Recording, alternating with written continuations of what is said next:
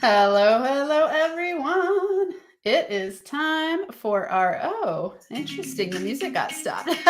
For our NFA Money Talk show. I like to start with bringing up the vibe, dancing a little bit, get the energy going. If you're at home watching this, listening, wherever you are, do the same thing.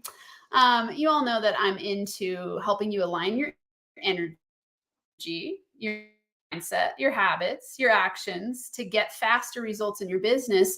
And one of the things I love doing is interviewing powerhouse people and having conversations that bring you valuable tips, whether you're here live or watching this later. You are going to want to stay tuned the whole time because Janine Bolon is, man, a badass. We already had an incredible pre-show conversation. I was like, oh, I wish we were recording this because there's so many good things that we can bring to the table for you today. And one of those conversations we started with was having your business be at ground zero by choice and rebuilding it from a place of joy and inspiration and high ROI actions. So we're going to dig into some of that today. But first, let's start. I always like to start with the juicy money question. So Janine, what would you say is a current money block that you're breaking through in your business? And how many years have you been in business? Share that, and then a current money block that you're experiencing and breaking through. Okay. I have been in business since 1996 with this particular model. Okay. So let's start with that. However, you were talking about starting from ground zero. We stumbled upon, literally, my team and I stumbled upon a money making opportunity because Walmart reached out to us and asked us to do some work. And we stumbled upon a whole program that we could do that would be a concierge type service that would be higher ticket. So we feel like we're starting at ground zero right now because our whole demographic that we've been catering to for the last 27 years is not where we need to be. We actually need to be at a different place working with this concierge service, this done for you service that we can now provide larger corporations, that sort of thing. So that is where we're starting at ground zero. And we're like, oh my gosh, we have a list into the thousands, but that's not the demographic we're headed towards. So where we're operating right now is how do we take the people that we already have on our list and gently move them into where they could potentially then benefit. And so that's the discussion we're having now with the team, and actually right after this after we videotape this. So yeah, there you go. Wow, that's powerful. So pre-show you were saying you had this conversation with your team in June. You're talking like June a couple months ago. A couple months ago. Oh Okay. yes, we were So talking June 2022. wow. Yes, Okay. So yes. huge shifts. Huge Well, shift. yeah, it's fascinating because that's a similar place I'm at where I'm going.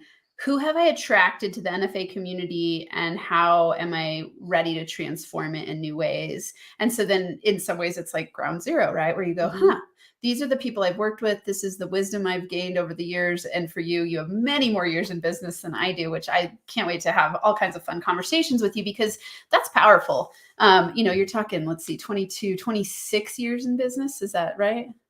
Yes. Yeah. Wow. A wealth of knowledge. So when you get an opportunity like that, you said Walmart came to you and offered this opportunity. When something like that happens, how do you make a decision? What place do you make that decision from and go, oh my God, I'm going to completely transform the way that my business has been built for decades and take on this new opportunity? How did you make that decision?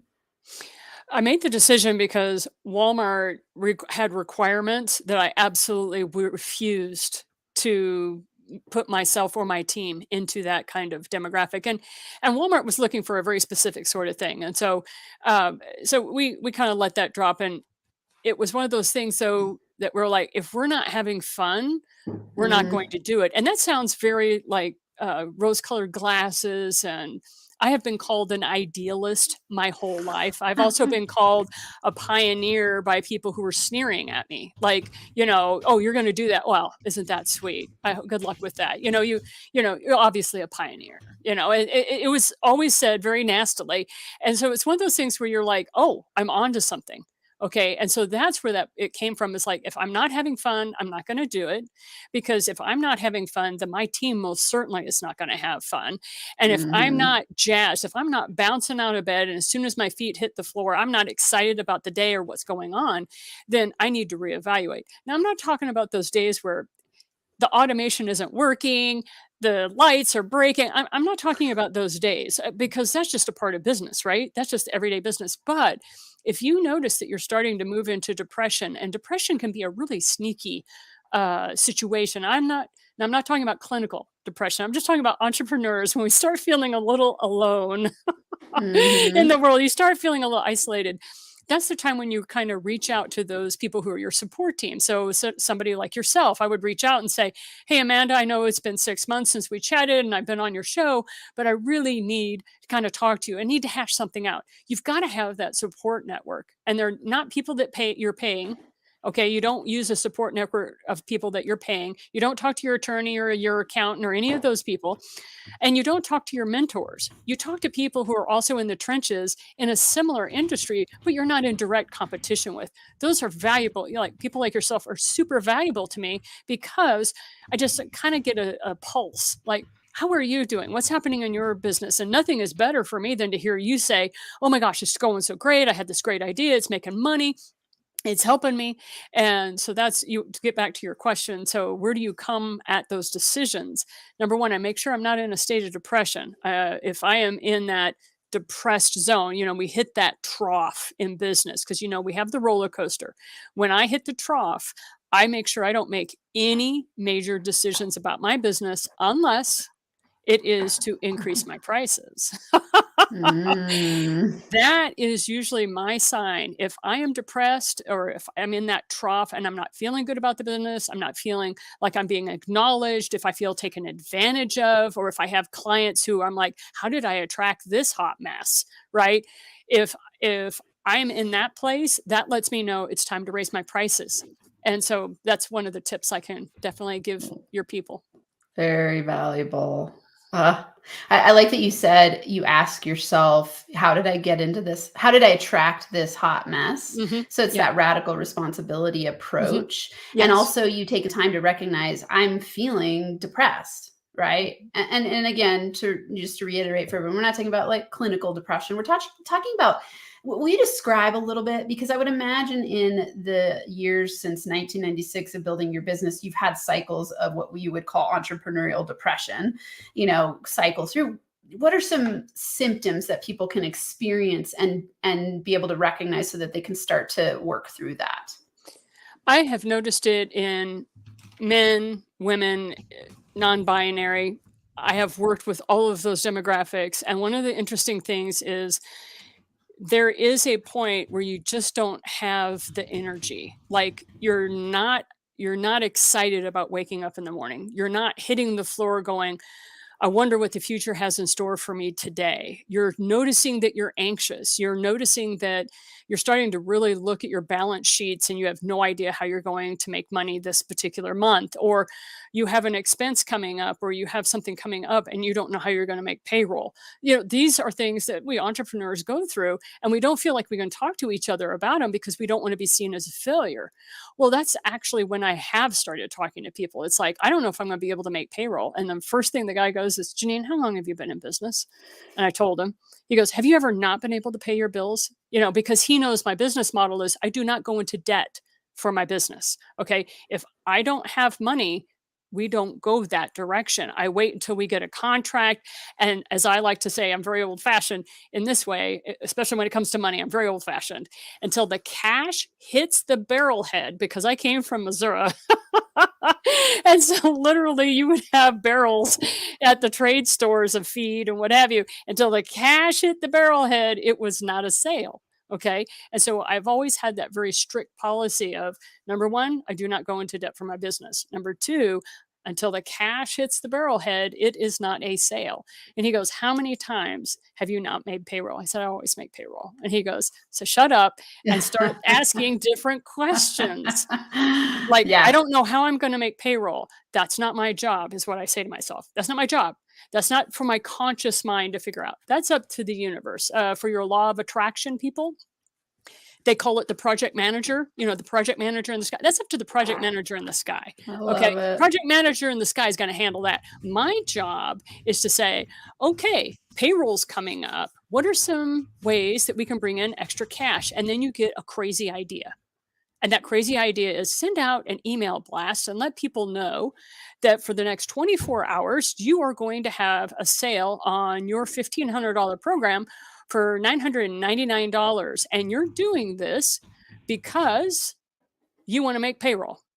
I'm very honest with my people. I'm like, I'm struggling this month. Things have happened. I don't say it that way, but I'm like, I need extra cash if I'm going to build out the next program. That's usually how I talk about it. And that's almost always what's happening is, I'm getting ready to build out another program. I need some beta testers, XYZ. Will you invest? Blah, blah, blah. And the answer is always yes. It's always come through. We always got more money than we expected. And people love me for my authenticity. They constantly are saying, Janine, what I love is you always tell it like it is. You're very direct. There have been a couple of times where people have said, your emails were a little too direct and they made me way uncomfortable. And I'm like, good. Did you change? Did you change yourself? Because if I made you very uncomfortable. NFA. Yes. Which is why you and I get along so well. Exactly. Yeah. I love this. I mean, this is a powerful conversation because I think what most people do when they run into those moments of entrepreneurial depression where they're like, oh, it's like shit's hitting the fan and they're not sure what they're going to do and they're feeling scared and they're feeling alone. And just like you said, it's scary to reach out because people are afraid of the judgment of other people going like, wait, I thought your business was super successful. And you said some really important things. One is that at first, it doesn't mean your business is not successful when you're worrying about paying payroll. It means that you're allowing your fears to take over. And so a really great solution there is to go like, wait. It's not my job to figure out all the solutions. Let the universe be the project manager in the sky. I love that concept. And it's so true for law of attraction. We don't need to worry about the how. Right? We just go like, here's the desire, here's where I'm taking action, and let the universe bring me opportunities. I had this happen really recently where I was on a run and the same exact thing. I noticed myself worrying. I was like, it's not my job to worry. And I went on a run because running always clears my head. And I had like 10 great ideas. And I'm just like, okay, which one am I going to implement first to shift the financial flow in a different direction? And it just was like, oh, the universe brought me so many solutions. It was really fun. So I appreciate that you're saying that. That's really helpful. Well, you went out to run. I have a garden in my backyard. I have a very small backyard. My garden is a very small garden. You guys would laugh if you saw it. However, I go out to the garden and I start digging in the dirt and seeing how the weeds are and everything. And then I come back inside and 9 times out of 10, the whole day goes where I don't get a great idea. I don't have that happen. But the next morning when I get up, there's an email in my inbox that somebody wrote me at 2 a.m. where they're offering me a collaboration or some other process where I'm going to get income. So mine frequently don't happen as fast. They used to when I was younger. I don't know what that's all about. Don't ask me. But when I was younger, it was like within 2 hours, it's like boom, boom, boom, boom. I had that like fast manifestation. Yeah. But now my projects are bigger. My projects have larger lead times. So it usually takes 24 to 72 hours and then that will come. But then when it does, there's usually quite a bit of lead time that we need to build whatever it is we're going to build. But then the income is also at the level that I need it to be. So just wanted to let people know sometimes the complexity of your business will drive the speed. Yeah. Not saying yours isn't complex, but I think I think I'm not insulting you. No. Well, and your business is much more complex. You've been, I'm a newer in business, and that's important for people to consider when they start to cause resistance in law of attraction because they're going, it's not happening fast enough.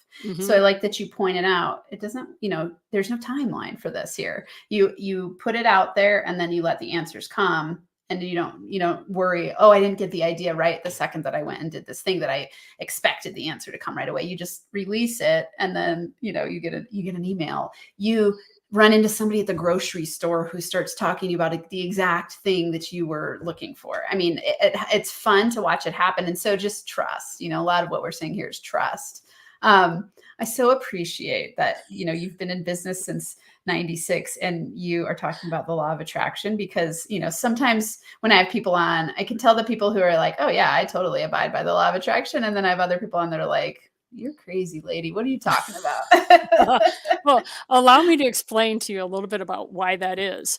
When I first published my book in 2005 called Money, It's Not Just for Rich People, I talked about this law, that there was a natural law, and I didn't call it law of attraction because I didn't know about Abraham Hicks. I didn't know anything about that. I just knew this law from an intuitive base. It wasn't until much later on in my business, it was probably 2015, 2016, before I actually even stumbled upon Abraham Hicks. And when I found their book Ask and It's Given, I'm like, well, no, duh. I was bored. The first 2 or 3 chapters, I Yeah. was like, whatever, Abraham, this is like kindergarten level.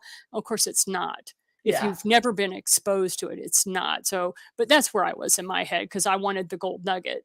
Well, of Yeah. course, it's in the second half of that book. That's where the gold nugget is. And there's 22 gold nuggets. It's all those systems and processes that are in the back of that book. I took this, I'm like, why aren't people reading this? Like, this is exactly how money works. And so that was kind of the transformation for me. And then I realized that there was just all this resistance because it came from a source that people didn't acknowledge. And I'm like, look, even the Communist Manifesto has gold nuggets. I don't care where the source is. If it's a gold nugget, I'm going to hang on to that sucker and I'm going to find a way to Yes. implement it in my life. I will find a way to make coinage out of it. So that's one of the Yeah. recommendations. Yeah, that's great. It's interesting you said because when I first ran into them, it was probably 3 years ago, about 3 years ago. And I same thing, I read the intro and I'm like, I hadn't read this kind of stuff before, and I was like, do I believe where they got it? And then same thing, I went, do I care?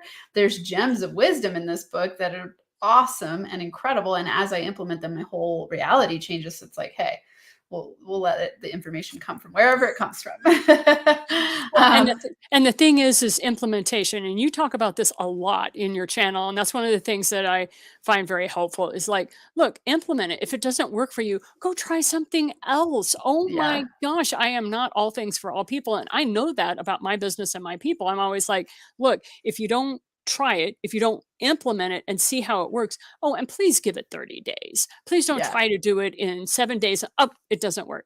No, yeah, give it the full, like I like to say, I'm enough of a scientist that I'm like, give it the phase of the moon, okay? Because if you give it that full 28 days, amazing thing happen during that period of time. So, but yeah. that's my crazy, that's the world according to Janine. Yeah. Wow. Valuable. I mean, we think about any habit development or habit formation or testing of a system. You can't test it in a day or 2 days or 3 days or 7 days. You got to really test it out. It was a really fun story. There was I don't remember. I wish I would have marked this podcast episode I listened to, but it was this guy who was homeless, living under a tree, and he ran into somebody at the coffee shop or something and gave him the secret. And he was like, this is some nonsense. Like, no way. But he's like, hey, I'm homeless. I might as well just try it out. And I'm going to prove that it doesn't work. And I'm going to start implementing and proving that it doesn't work. And then his whole life started to change. And then I can't remember the amount of time. It was actually pretty sure. I think it might have been a decade, but he went from being homeless to being a billionaire in a decade from the Mhm. secret. And I just thought that was such a cool strategy. It's like, okay, if you don't believe it, and you don't believe all the people that are saying that it works, try it for yourself for 30 days and see what happens and just start really small. So that's great advice. Well, and I love the people that say, and I'm going to prove you wrong. And I actually said that a lot in the talks that I gave from 2005 to 2011. I would even say, okay, so this is the 60/40 principle. This is how you go about doing it, blah, blah, blah. And I like, and test it for 30 days. Prove me wrong. Yeah. And I had a guy that after 14 days said, nothing has happened. It's totally wrong. I'm like, give it another 14 and I'll give you your money back. Cause he was one of those that paid for a $1,700 seminar that I was giving. And this is back in the day. And so I said, I'll give you your money back. Prove me wrong. And he contacted me and he said, I've paid off every debt, including the house. And I'm in a panic because I didn't do all the steps like you told me to. And now I have all this cash and everything's paid off and I don't know what to do with myself. And I'm like, so let's go back to step one. So that's one of my favorite stories to tell. That's Yeah, awesome. yeah, Wow. and it's one of those things that I understand, especially with money. We've been burned so many times and get rich quick, and people. I understand the fact that they may not trust, but please listen to Dr. Amanda. If you don't listen to me, I'm just a guest. But listen to what she's got to say. Stay involved in NFA. Make sure you watch what's happening because she's somebody that's been through the fire. And then once you're out of the fire, once you've paid off your debt and you're like, oh my God, I can finally breathe, I can move forward, then ask Dr. Amanda, what's your reading list? Now that I'm here, now that I'm debt free, what's the next 5 books that I need to read to figure out what I need to do next with my life? And those are incredibly valuable things to do. Yes. Yeah. Oh, so many good tips here. Okay. I like to highlight this is where we're at today. We're here with Janine Bolon and myself, and we are bringing you awesome value. Will you just for a few minutes before you give your 3 tips to scale to 6 figures faster, will you share a little bit more about your journey? I know you've had several iterations of your business, but just give us the highlights. One thing I loved in your bio that you sent us, it was like author, speaker, and something clown, like, what Oh, was it? Sacred Clown. Sacred Yeah. clown, yes. I was like, I love this. Okay, you gotta tell us what that's about. All right, well, that's the woo-woo side of my business. Okay, I'm gonna warn people right off the bat. You thought law of attraction was a little woo-woo? This will take you way off the deep end. So I was struck by lightning when I was in middle school, and my father was in the military, and so we were stationed on the Smile Island of Eleuthera in the Bahamas, and I got struck by lightning there, and of course I lived through it. Everything's fine. But it was there that I started my very first business because I wanted candy and my parents didn't believe in giving an allowance. You were supposed to work for the family, blah, blah, blah. And I wanted candy. And so I started my very first business, which was I would pack groceries for people at the PX. Like I said, my dad was in the Navy. And so I'd go down to the PX, which was the only place we were allowed to shop because military people and blah, blah, blah. There's all rules. Anyway, so I'd go down there and then I would take their bags out of the shop and then I'd say, okay, I'll walk them to your car for you. And they would give me 10 cents to 25 cents for this service. And that was how I was making money right off the bat. So that's where it was my very first business. Then I started a business with my sister, which was J Bond's Helping Hands. And that was domestic and industrial cleaning.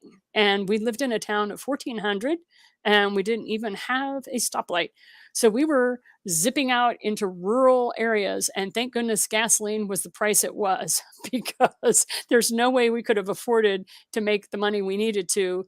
And we charged a whopping $4 an hour for domestic cleaning services. My sister Wow. got $2 and I got $2. And that's how we did it. And we did everything. So those were the prices that we were offering things. Nowadays, of course, you can't do that. Your expenses are astronomical relative to those days. And so you have to adjust your prices accordingly. So the other part of my business is I decided I didn't want to be an entrepreneur. I actually wanted to be a scientist. So I became an analytical biochemist and I worked in the pharmaceutical industry for 15 years. And it's when I became pregnant after 10 years of marriage that I realized, well, what kind of mom do I want to be? Well, the type of mom I wanted to be, I couldn't stay being a full time scientist and be the type of mom I wanted to be. So now I'm a single mom with 4 children, and I absolutely have a blast with them. But I ended up being an entrepreneur the entire time I was the mom because that's the only thing that could handle the hours that I needed to work. You didn't have flex or shift time or whatever they call it now. So Yeah. anyhow, that's why I've run a business since that time. My son was born in 1996, and so that's when I started being an entrepreneur because I was a so-called stay-at-home mom. But I did medical transcription, all kinds of crazy little stuff, and I'd have my kids in these playpens, each segregated with their own sets of toys, while I'm sitting there trying to work and make sure we had food on the table. So those were some of the fun things that I got to do. I love it. Mhm, It cracks me up because I took a medical transcription course mhm. when I got pregnant with my second. I was like, I got to work from home. Like, Yeah. my ex-husband wasn't he was yeah, money was challenging. Yeah, And so I was like, I there gotta are help things, us out and make some money. And I took a medical transcription course. And then it led me to network marketing and all the things, you know. So right? I've always been that driven, like, hey, I want to work from home. I wanted to hang out with my kids, and I also wanted to be able to make money. And so, you know, entrepreneurship was a really great avenue. And I like to share with people, remember the time period too. This is right before 2000, right before we had Y2K. So I was getting cassette tapes that were Yes. shipped to me from banks for their customer service. This line may be recorded. Now we're so used to hearing it, nobody even thinks anything about it. But this was new. I mean, it wasn't new. Financial institutions always recorded their customer service lines. And so we were getting these cassette tapes, and I was transcribing from a cassette tape. I had a pedal on the floor, and I was hitting that Love pedal with the it. cassette tape. And this was Y2K. This was 1998, 1999. So people are like, "Are you kidding me?" And I'm like, "Yeah, that's one of the things I absolutely love about 2020. A lot of horrible things happened. However, as a techie person that I am, we drug education, our financial and banking services, and our federal and state governments kicking and screaming into the 21st century. Whoever thought in a million years we could take our phone and take a picture of a check and our bank would say, okay, deposited. Yeah. Are you kidding me? Before Amazing. 2020?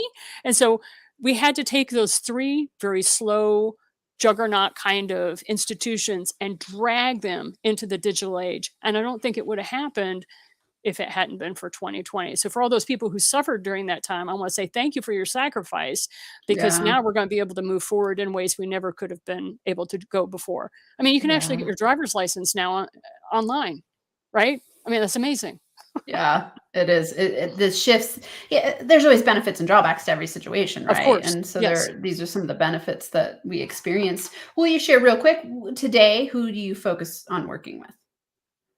Oh, the type of clients I have? Is that what you mean? Well, yeah, Oh, like what are your main? Because I mean, you've had so many different business models, and I know like today you have several podcasts, multiple courses, you've written tons of books. Who's your favorite person that you're attracting right now? I enjoy working with people who are willing to change. Okay.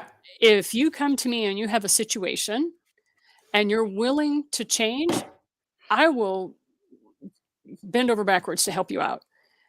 But if you expect to be held by the hand and mothered, I have a whole referral service of people who will be happy to work with you in that very hands-on, very comforting way. I am more of the lightning bolt, and I'm like, nope, let's get it done. You bring Yeah. the energy, I'll bring the roadmap.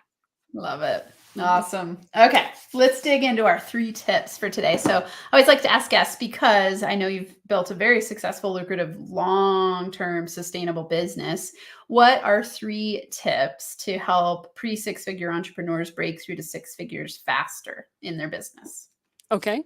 The first one is don't go into debt for your business. I already mentioned that, but I cannot say it enough. If you find yourself in debt and you are struggling in your business, get a job. Get something Mm, that stabilizes your income. And I'm not saying that because you can't do what you want to do. I'm just saying get the stress down. And I'm speaking mainly to women in this moment because as a woman, we have a lot of things going on that men don't have. And it's just a difference in the sexes. It's not fairness. I'm not going into any of that. It's different. It's just different.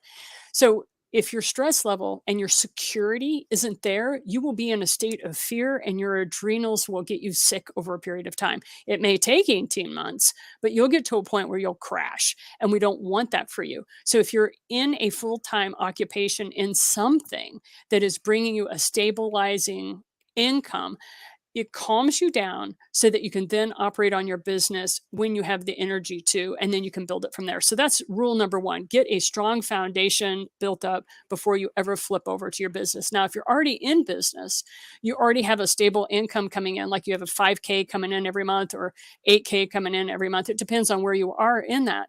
Then you are at a place where you're ready to scale up. And when you're ready to scale up, go and look at your data. What is it that you are doing that people are wanting? And go look at that.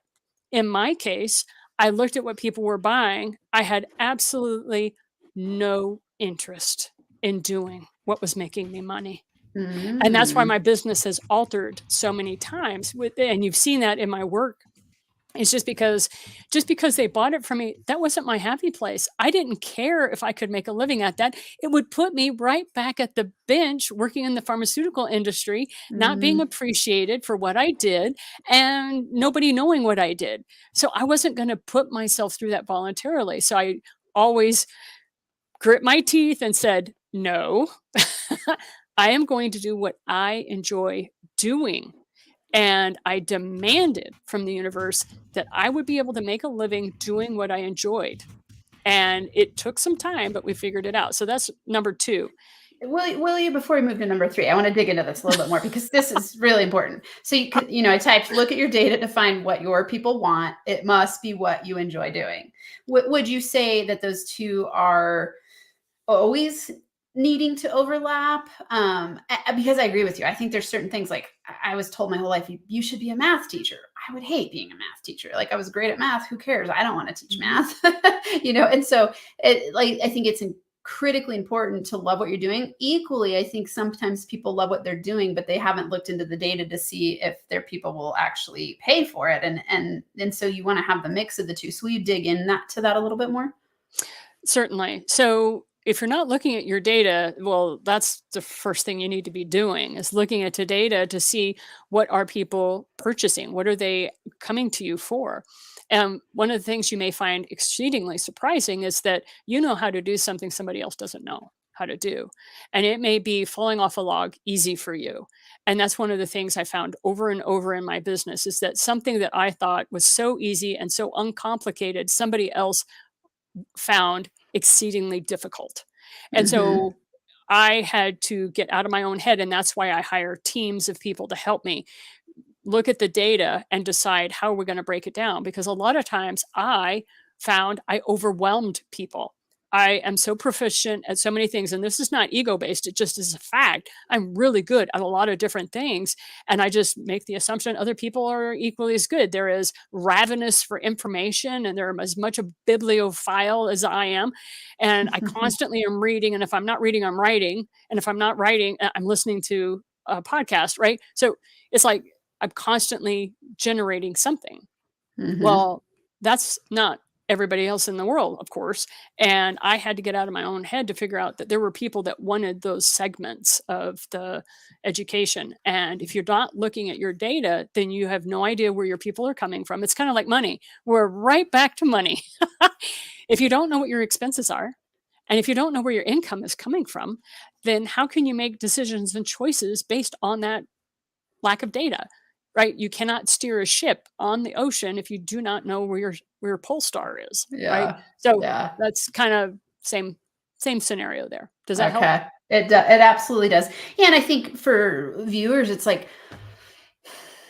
that part of, you said some really important things in both of those first tips. First, when we go, I'm going to put tip number 1 back up. Don't go into debt to build your business. Have a transitional plan to the best of your capabilities. When I started my business, I was on food stamps, and I was at a crossroads point, because it was like, okay, I've got to either go into academia while I build my business, or just take the leap and build my business. And my expenses were super low, and I had 2 months of living money saved up. So I was like, I'm just going to go in, and then if I can't come up with $2,500 a month, I'll go get a job. And so I had a transitional plan, so that was that everyone here, just like Janine is saying, money stress will cause you to panic and go into fight or flight mode. And you don't want that.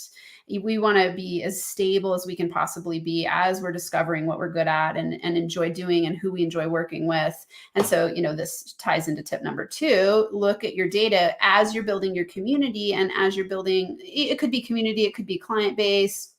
You want to start looking at the pattern of overlap of who it is that's coming to you for the things that you in some ways take for granted about yourself. I'm a lot like Janine, where it's like, I can do a million things pretty well. And so it's like, I forget sometimes, like, oh, I can build a website. I can start a podcast in a day. I can do all the, and then I go, oh, that overwhelms some people a lot, and they would never want to take that on. Be conscious of, I would like to know from your perspective, Janine, what would you say is your zone of genius? Because I think sometimes that person who's good at so many things can get burnt out. And I'm speaking from my own experience. Like, because I'm good at so many things, I haven't always been good at delegation. So, I'm tapping more and more into the zone of genius where it's like, okay, delegate everything away that's not in zone of genius. And that's something that you can do as you scale. So what would you say is your zone of genius? I know what I want. Ooh, it's a good one. I have Okay. crystal clear clarity. Okay. And that is frightening to so many people. And you I help actually people have find that? I can if they Yeah. choose to, but a lot of people are very scared by the fact that nothing is more scary than a woman who is financially resourceful, very uh, good at running a business, is able to delegate, and knows exactly what she wants. That's a terrifying combination for some people. Some Yeah. people it's an attractive, but for some people they don't want to have anything to do with that because all of their insecurities are mirrored by you Yeah. because you're so clear on who you are and what you're doing and what your purpose is, and they are not. And so that's why I have a whole referral service so that they can go off to a little bit more gentler, kinder, softer people because that's what they need. Yeah. Right? They don't Yeah. need somebody like myself who has laser focus and is Yeah. crystal clear on what she wants. So that's where we need all kinds of different teachers. Yeah. Yeah. I love that. And I mean, because you know very clearly what you want, you know who you love to work with, which was what you asked when I asked you that earlier. You said, I know exactly who I'm ready to work with, people who Right. are ready. Right. Well, and the way I share it with people is I know my lane. Yeah. I know my lane, and I have businesses. I have collaborators, JV partners. I have very successful, like multi-million dollar business owners who will come to me and say, Janine, I want you to do XYZ with me. And I'm like, nope, not in my lane. And they're like, you're saying no to me? Like, I'm doing you a favor, is what they will say to me. Yeah. Right. And I'm like, I acknowledge that and I thank you, but I would have no joy in that. And so you'll Yeah. forgive me. I'm going to stay here at my $175,000 a year that I make because I'm really happy here and I don't Yeah. need to scale the way Yeah. you think I need to scale. Yeah. Ah, I wish I had a mic so I could drop it. I mean, this is awesome because it's knowing what you want, especially for women, is so powerful because, we've been socialized to be told what we should want and to please other people in huge ways. And so, I think when we step into that personal power as a woman, like, wow, that is Mhm. an unstoppable force. And I think you're right. It can be threatening to some people, and you will attract the right people who People. Yeah. actually are like, yes, I want that, and that's one of the NFA money quests that I've been at pre-show. We were talking about how I'm at ground zero in my business in some ways. And I'm like, okay, who do I choose to attract now? And it's like, I want to empower women. It makes my eyes fill up with tears to think about women feeling powerful Mhm. because there's been such a history in my own lineage of being very disempowered as a woman and in, the lineage of most women being disempowered and marginalized. And so, good stuff. Good, juicy Yes, it stuff. is. And Okay. I What? encourage you to go down that path. If that's what gets you excited, then Yes. that's the keystone, isn't The it? calling, right? Mhm. Yeah. Okay. What would you say for tip number 3? Tip number 3 is actually what we've been talking about. Know what you want. Most of business owners, I even fall into this, and this is something that I work on every week. So it's not something that I feel I have mastered. It is actually something that is still very much top of mind for me, and that is, yes, I know what I want. Yes, I have crystal clear clarity. But there are times I will get on a networking call, or I'll be on a Zoom call, and we'll have 15 people, and there I will feel because I'm so empathic. I will feel the stress of other business owners on there, and they will talking about scaling their business, and I'll start taking notes about their ideas because there are things I hadn't thought about. Like, oh my gosh, maybe I should need to do that, or I should do that. And I'll catch myself getting into a cycle of anxiety. Now, what's nice is I've I've been at this long enough. It's like, stop that, stop that S, stop it. You don't need to be doing that. However, there was a period of time where I didn't recognize it until I was pretty far down the path of anxiety. And so I highly recommend after Zoom calls or after networking calls or after you've done a workshop or something like that, if you're making a decision about your business, make sure you give yourself 24 hours to decide whether or not that is something you really want to Mm. get into. Now, people like Dr. Amanda and I are go-getters, and we're like, let's do it now. And yesterday was not fast enough, because there are sometimes we move really fast in our businesses because it's our flexibility that gives us the opportunities. And that's what's helped us in the past. However, when you get to a certain level in your business, that doesn't save you anymore. That will actually cause detriment to your business. So like you were hearing Dr. Amanda talk about how she is now at ground zero with her business. And one of the skill sets that if I were her mentor, I would say is, remember how you used to do things yesterday and you used to go really super fast? That is not going to help you as you move to the next level in your business, because you found your next calling. So start building that foundation. And we all know concrete needs time to cure. So what's your time to cure going to be before you start building on top of that foundation? And so those are some of the tips that I would give you on those aspects. I just want to say you're like an angel sent to me today. You're welcome. Anything I can do to help anything I can do to help another business owner out. I mean, really, it's like you're making my eyes fill with tears, because it's these are the exact things I need to hear. And it's also really validating me, because it's exactly what I've been doing.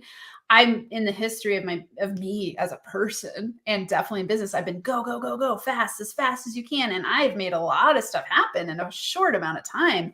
And I don't have it in me anymore in the same way. Like, I think what it is wisdom and growth. And I've been questioning it. I'm like, what's wrong with me? Like, I don't not move. A thing. I don't move. Nothing is wrong. See, this is the thing. We're so used to self-analyzing, especially with money people, because we're used to being in the core.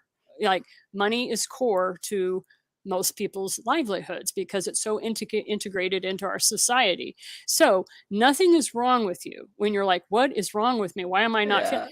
It's growth. But it's happened so gradually, you don't realize you don't need the supports anymore. So, the trees where they wrap the little windy thing of plastic up on them, and they want them to grow straight and everything. Well, what's happened in your business now is you no longer need the supports, and you need to take off the plastic bindy thing, because, it would adjust every microsecond that tree was growing, because now it's a detriment. You actually prevent the growth from happening.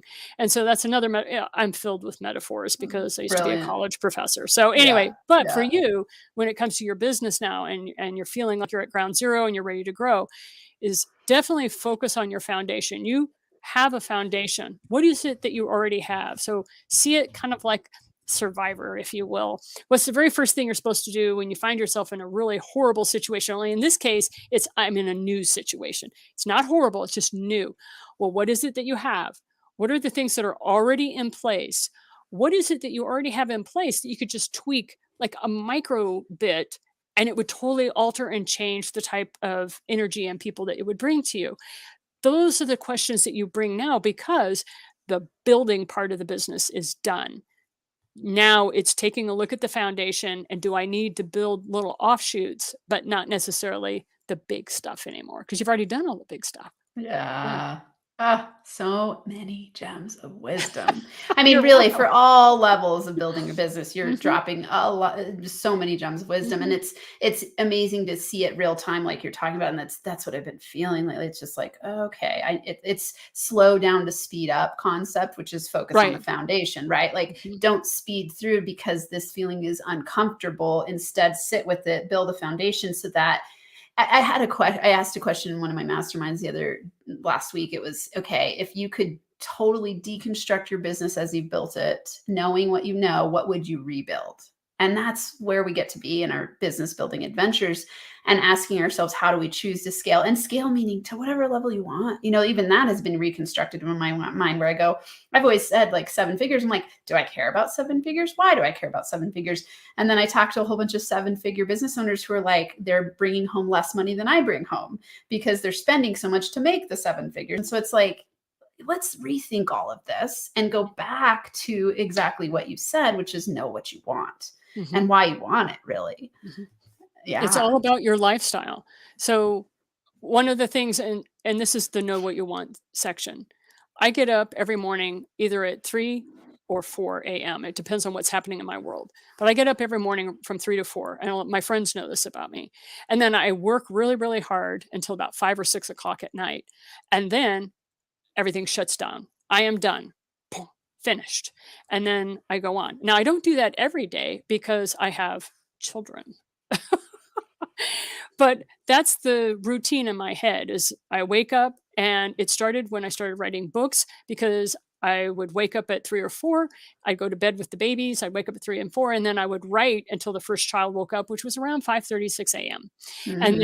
And then I became the mom, and then I wouldn't be able to get back to work until the evening. Well, now that I'm where I am and my children are 19 years and older, now that I'm at that stage, the habit is still there. I still wake up during that period of time. But if I want to take 2 hours and go out to lunch with somebody, I do it. I have Yeah. people that are now starting to travel that didn't travel before, and they're starting to travel and they want to visit with me after being online with me for the last 3 years. So these are things that it's the lifestyle that I want. And as long as Yeah. I can maintain the lifestyle I want, I do not worry about scaling my business. So this is where knowing what you want is so important. Like you said, reframing a lot of that for you. I once used to think that I needed $10 million. And what I had done was I had done some very simple math, and I knew I wanted to give out $1 million endowments. And at the time that I was doing these calculations and the way the stock market was running, if I had $10 million, I'd be able to give out these $1 million endowments and blah, blah, blah. But I was very ignorant. I didn't really quite know how estate planning worked or financial planning. So I went to a financial planner probably 10 years after I had made this decision. And he goes, "Well, why do you need $10 million?" And I told him. And then he showed me how you pass money from one generation to the next, which, by the way, I was never taught. Okay. My family, yeah, no, that was not something they did. Anyway, and so when I saw that there was this whole plethora of knowledge base that I was totally ignorant of, that this is how wealthy people get by taxes and this and that and the other thing. And there was a whole arena of learning that I needed. I'm still learning it because the rules keep changing, Yeah. as we move through these different things. Anyway, as I continue to learn that, I realized I don't need to amass this huge nest egg like I thought in my ignorance. So rethink your assumptions. A lot of times we will make decisions 10 years ago and we look at the assumptions now and it no longer fits. 2020 did that for a lot of us. But if you Hmm. haven't had a chance to do that recently, I recommend that you do that once a year. Rethink the assumptions that you made when you first started your journey because your life has probably altered drastically since then. Yeah. Mhm. Wow. And rethink your assumptions pretty regularly because for people who are on the growth path, things can happen fast. So I've really noticed this in my journey. You don't want to rethink your assumptions every day to where you're pivoting and pivoting and never gaining traction and building that foundation. But it's like, yeah, I love that you said that. It's like rethink what you thought last week to make sure it's still aligned. So it's a constant daily check-in. Am I recognizing, am I on track? Am I building the business I choose to build? And then you can pivot. You can scale in a different way that has to do more with that grounded centeredness of tip number 3, which is knowing what you want, right? So what kind of business do you choose to create? Who do you choose to work with? What kind of money are you wanting to be your annual income, to save, to earn, to invest? What's your legacy, and how can you create a legacy from a place of joy with when you challenge your assumptions and realizing like, oh, there are many different ways to leave a legacy for my children or for the world, right? Right, because I was wanting to be a philanthropist, that is, Yeah. and I have successfully done that. So one of the things that I'd like to share as a last little tip before you and Yeah. I I go know. We could is go for a long time. um, I challenge my assumptions once a week. Every Sunday Nice. morning from 6 a.m. to 8 a.m., I am sitting down with my calendar and I'm looking over the week and am I in alignment with the goals that I've set for myself and all that. And once a week I'm doing that. And that's very common. I mean, that you'll hear that over and over in the self-development world. They're like, you've got to spend time alone with yourself. Why? Yes. Because we need to be able to think deeply. And I think it was Cal Newport who came up with deep work. And I was like, oh, finally, somebody that's a millennial's actually written a Yeah. book on how important it is to do deep work. We just called it planning. But I'm not knocking him because it was brilliant. It was a brilliant book. And he Yeah. has another book out that I recommend, and it's called A World Without Email. And he talks about where in Ooh. 6 weeks, a very high section of our federal government was without the ability to email each other because a system went down. And he talks about how we need to focus. It's lovely. What's the name of the author? Cal what? Cal Newport, and I just got I just did a review of A World Oh, Without cool. Email. Yeah. Okay. A So world without email. yeah, Ah, that sounds heavenly. doesn't it? It does. We're always Ah, learning. We're yes, always we learning. are. This has been phenomenal. I have so enjoyed connecting with you, and I'm sure everyone here has. When you are watching this live or later, put a comment and let us know some of the key takeaways that you got. We do this every. I mean, Janine has multiple shows. I have my show. I get on other people's shows, and we do this every week because we care about bringing you tips. That's why we do it. And so we love to hear from you and know what you got out of it today. So leave it in the comments and let everyone know the best ways to connect with you. How can they connect with you, Janine? Because I'm sure they're going to want to. I know I have it written here. Just share what they'll find when they go there. That will be my show. And since we talk so much about money, you may find it much more helpful to connect with me on LinkedIn, Janine Bolon. I will not respond, but a member of my team will. Her name's Lynette. Please be nice to Lynette. She will send you a script that I have written, but it sounds automated. A lot of people think it's an automated system, but it's not. It's a Lynette, and she's sitting there typing out a response to you. And so just get on LinkedIn and say, hey, I saw you on the show with NFA, and I would like to connect with you. And then Lynette will say, what would you like specifically? Because I've written in 4 different genres and I have 5 different shows. And so we want to know what is it that you need so we can get you what you need quickly. Awesome. Wonderful. Thank you. And Mhm. everyone here knows I love helping empower women financially. So I have a mastermind called NFA Money Mamas, and you can sit in for free to check it out and see if it's a good fit. The women in that community are like my family, my heart, my soul. We grow together. We talk about money blocks. We do book readings together. We transform our businesses. I mean, it is a powerhouse. So check it out, NFA Money Mamas, and you can sit in on it for free and get all the information you want there. Thank you so much for coming on, Janine. I Thank you for appreciate having your me. sharing your wisdom. And for everyone watching this not live, go to the next video down here on YouTube and you will see the playlist. And I'll also connect you to Janine's show so that you can check her out too. And until next time, NFA Money Making High Fives. Bye, everyone. I'll see you next week.